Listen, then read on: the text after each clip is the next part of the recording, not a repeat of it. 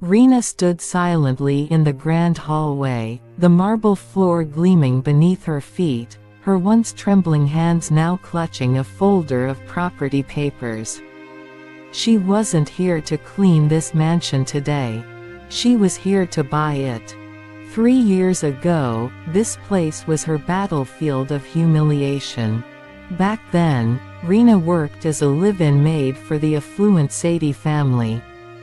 The mansion sparkled not because of the owners, but because of her tireless effort. She scrubbed their floors, polished their silver, and endured the sneers of Mrs. Sadie and her spoiled daughter, Tanya. Use the back door. Don't breathe near the furniture, Tanya used to snap, tossing her designer bags at Rena like she was nothing more than moving furniture.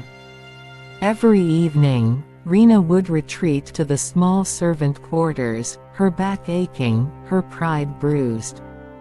But never her spirit. She wasn't uneducated. Life had simply dealt her a cruel hand. Her father's illness, debts, and betrayal from greedy relatives had reduced her from a scholarship student to a domestic worker overnight. But she never lost sight of her dreams. One night, while mopping the library floor, Rena overheard Mr. Sadie on a business call. She listened, not to eavesdrop, but because the language of money fascinated her. Stocks, real estate, market dips, it was a world she had glimpsed in textbooks once, long before her college dreams faded. From that night on, she stayed up late reading financial articles on a second-hand smartphone. By day she cleaned toilets, by night, she devoured stock market blogs. She started small, investing the few tips she got, borrowing Wi-Fi from the gardener's shack. She chose smart, studied harder, and joined online investment groups under a fake name. One evening, she dared ask Mr. Sadie about the stock market while pouring his tea. He scoffed. "You don't burn your brain, girl. Just wash the dishes." That laugh haunted her for months. But it also fueled her.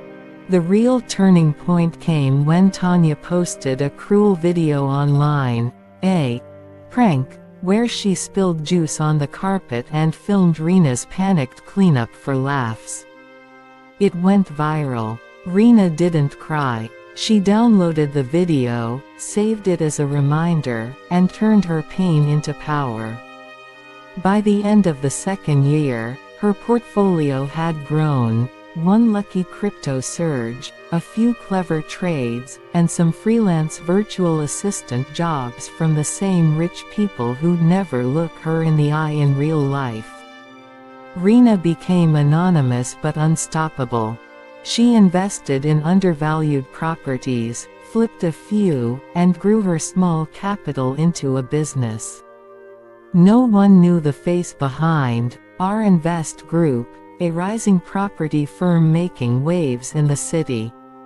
Now, standing in the Sadie mansion, dressed in a navy blue suit tailored to perfection, she saw the disbelief in Tanya's eyes. "You. What are you doing here?" Tanya gasped. Rena smiled. "I'm buying this house, Mr. Sadie stammered. "That's impossible."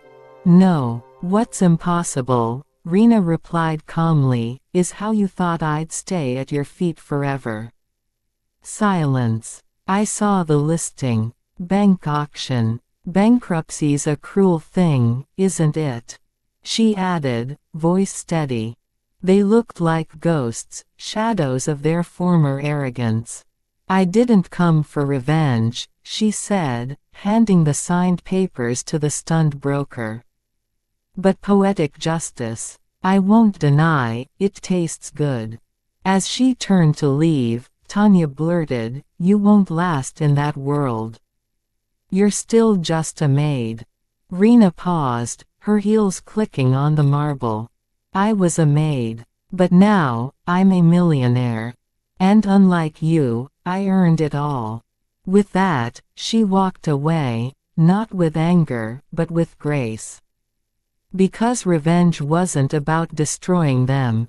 It was about proving to herself that no one could lock her in a role she didn't choose. That day, Rena didn't just buy a house. She bought back her dignity.